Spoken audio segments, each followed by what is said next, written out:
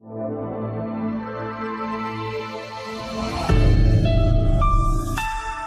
बच्चों, हिंदी व्याकरण की कक्षा में आप सभी का बहुत बहुत स्वागत है। तो आइए शुरू करते हैं वाणी श्रृंखला की मेरी हिंदी व्याकरण कक्षा 5 और आज हम करेंगे इसका पाठ 7। पाठ का नाम है विशेषण। तो आइए देखें क्या है ये विशेषण, किसे कहते हैं विशेषण। देखिए, पढ़िए और समझिए। यहाँ कुछ चित्र दिए गए हैं बच्चों, अब इनको हम पहले देखेंगे। इनके नीचे जो वाक्य लिखे गए हैं उनको हम पढ़ेंगे और समझेंगे। मुझे 2 पुस्तकें दो। पेड़ के नीचे भूरी बकरी है। यह सुंदर भवन है। सफेद गाय अधिक दूध देती है। ऊपर दिए गए वाक्यों में 2, भूरी, सुंदर, सफेद तथा अधिक शब्द संज्ञा शब्दों की विशेषता को प्रकट कर रहे हैं। ये किनकी विशेषता बता रहे हैं? संज्ञा की विशेषता। ये विशेषण हैं। इन्हें क्या कहते हैं? विशेषण। पुस्तकें, बकरी, भवन, गाय तथा दूध विशेष्य हैं। ठीक है, ये जो पुस्तकें हैं, बकरी है, भवन है, गाय और दूध, ये हैं विशेष्य। संज्ञा तथा सर्वनाम की विशेषता प्रकट करने वाले शब्दों को विशेषण कहते हैं। जो शब्द संज्ञा या सर्वनाम की विशेषता बताते हैं उन्हें कहा जाता है विशेषण। अब पढ़ते हैं कि विशेष्य किन्हें कहते हैं। जिन शब्दों, अब शब्द में कौन से, संज्ञा या सर्वनाम की विशेषता प्रकट की जाती है उन्हें विशेष्य कहते हैं। संज्ञा या सर्वनाम की विशेषता जो शब्द प्रकट करते हैं या जिन शब्दों की प्रकट की जाती है विशेषता, मतलब संज्ञा की या सर्वनाम की, तो उन्हें कहा जाता है विशेष्य। विशेषण के भेद। कितने भेद हैं विशेषण के? विशेषण 4 प्रकार के होते हैं। गुणवाचक विशेषण। पहला, जो विशेषण संज्ञा या सर्वनाम के गुण, दोष, रंग, आकार, दशा आदि का बोध कराते हैं उन्हें गुणवाचक विशेषण कहते हैं। जैसे सुंदर लड़की, लाल साड़ी, लालची आदमी, बड़ा बंगला।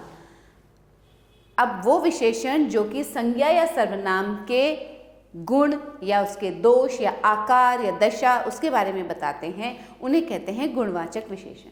अब यहाँ क्या है, देखिए, लड़की के बारे में बता रहे हैं। कैसी है लड़की? सुंदर है। साड़ी कैसी है? लाल है। लालची आदमी में आदमी कैसा है? लालची। और बंगला कैसा है? बड़ा। परिमाणवाचक विशेषण। दूसरा, जिन शब्दों से संज्ञा अथवा सर्वनाम की मात्रा, नाप तौल आदि का बोध हो उसे परिमाणवाचक विशेषण कहते हैं। जैसे मुझे थोड़ा सा आराम करने दो, उसके पास 2 किलो अनाज है। अब यहाँ संज्ञा या सर्वनाम की मात्रा का बोध करा रहे हैं। जैसे कि मुझे, मेरे लिए कहा जा रहा है, सर्वनाम है ये, और इसके लिए क्या कहते हैं? थोड़ा सा आराम करने दो। ठीक है, उसके पास कितना है अनाज? 2 किलो। मात्रा बता रहे, कितना अनाज है? 2 किलो अनाज है। तो इन्हें कहा जाता है परिमाणवाचक विशेषण। अब आता है सार्वनामिक या संकेतवाचक विशेषण। जो शब्द सर्वनाम की ओर संकेत करते हैं उन्हें सार्वनामिक विशेषण कहते हैं। सार्वनामिक विशेषण संकेतवाचक विशेषण भी कहलाते हैं। इनको सार्वनामिक विशेषण भी कहते हैं, संकेतवाचक भी कहते हैं। ये क्या करते हैं? किसकी ओर संकेत करते हैं? सर्वनाम की ओर। वह कल आया था। देखिए, सर्वनाम, वह कल आया था, उसके बारे में, सर्वनाम के बारे में बताया जा रहा है। कब आया था? कल आया था। वह बालक कल आया था, ये सार्वनामिक विशेषण है। देखिए, वह कल आया था में वह जो है वो सर्वनाम है, और वह बालक कल आया था ये हो गया सार्वनामिक विशेषण। संकेत किया जा रहा है, वह बालक, उस बालक के बारे में बताया जा रहा है। ये मेरे मित्र हैं, यहाँ ये जो है वो सर्वनाम है।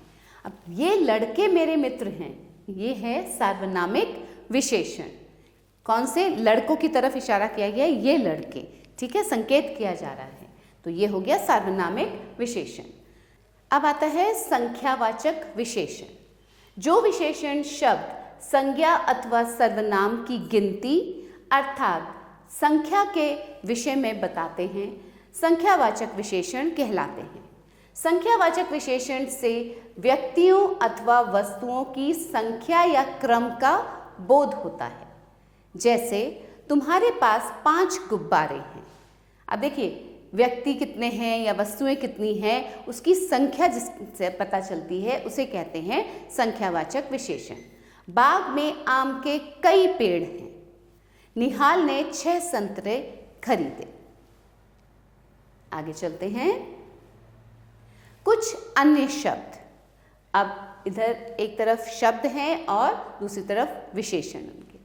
ग्राम, ग्रामीण, दान, दानी, प्यास, प्यासा, स्वर्ग, स्वर्गीय, स्वदेश, स्वदेशी, ईश्वर, ईश्वरीय, प्रकृति, प्राकृतिक, गुण, गुणी, धन, धनी, दूध, दुधारू, बल, बलवान, हठ, हठीला, मास, मासिक, दिन, दैनिक, भारत, भारतीय, राष्ट्र, राष्ट्रीय, केंद्र, केंद्रीय, ऋण, ऋणी, अंतर, आंतरिक, कुल, कुलीन, झगड़ा, झगड़ालू। आओ चलो अब अभ्यास करें। विशेषण को विशेष्य से मिलाइए। एक तरफ विशेषण दिए गए हैं और दूसरी तरफ उनके विशेष्य दिए गए हैं। हमें सही विशेषण को सही विशेष्य से मिलान करना है। मीठी, मीठी रसमलाई, रसमलाई मीठी होती है। कड़वा, करेला कड़वा होता है ना, तो कड़वा करेला। दयालु, परी। सफेद हंस। बड़ा बर्तन। और चौथी कक्षा। ठीक है बच्चों, आगे बढ़ते हैं। रिक्त स्थानों में उचित विशेषण शब्द लिखिए। आसमान में घटाएं घिर आईं। कैसी घटाएं घिर आईं? काली घटाएं घिर आईं। काली घटाएं, घटाएं कैसी हैं? काली। ये विशेषता बता रहा है घटाओं की। मेरे पास साड़ियाँ हैं। मेरे पास बहुत सी साड़ियाँ हैं। बहुत सी साड़ियाँ हैं। या आप इसको ऐसे भी लिख सकते हैं, सॉरी इसको रिपीटिंग।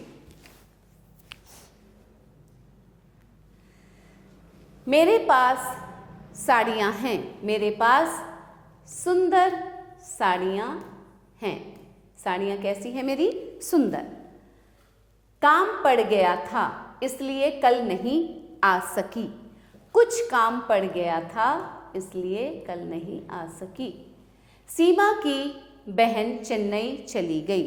सीमा की बड़ी बहन चेन्नई चली गई। ठीक है। अब बच्चों, रंगीन शब्दों के विशेषण शब्दों का विशेषण भेद लिखिए। यहाँ जो रंगीन शब्द लिखे गए हैं, इन वाक्यों में जो रंगीन शब्द से लिखे गए हैं वो कौन से विशेषण हैं, उनका भेद यहाँ लिखना है हमें। निर्बल को पग पग पर कठिनाइयाँ आती हैं। निर्बल, अब निर्बल क्या है? विशेषण है। और कैसा विशेषण है ये? गुण बता रहा है, किसी के बारे में बता रहा है कि वो कैसा है, निर्बल। निर्बल को पग पग पर कठिनाइयाँ आती हैं, गुणवाचक विशेषण। 4 लड़कियां आ रही हैं। 4 लड़कियां संख्यावाचक।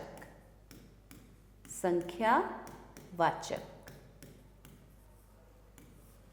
मुझे खाने के लिए कुछ चाहिए। कुछ चाहिए परिमाणवाचक। परिमाणवाचक। यहाँ कई प्रकार की वेशभूषाएं पहनी जाती हैं, ये भी परिमाणवाचक है। परिमाणवाचक। ठीक है, आगे चलें। तो ये था विशेषण पाठ और आशा करती हूँ आपको विशेषण अच्छे से समझ में आया होगा कि विशेषण किसे कहते हैं, कितने प्रकार के होते हैं विशेषण। एक बार अध्ययन कीजिएगा इस पाठ का फिर मिलते हैं एक नए पाठ के साथ। तब तक के लिए आभार।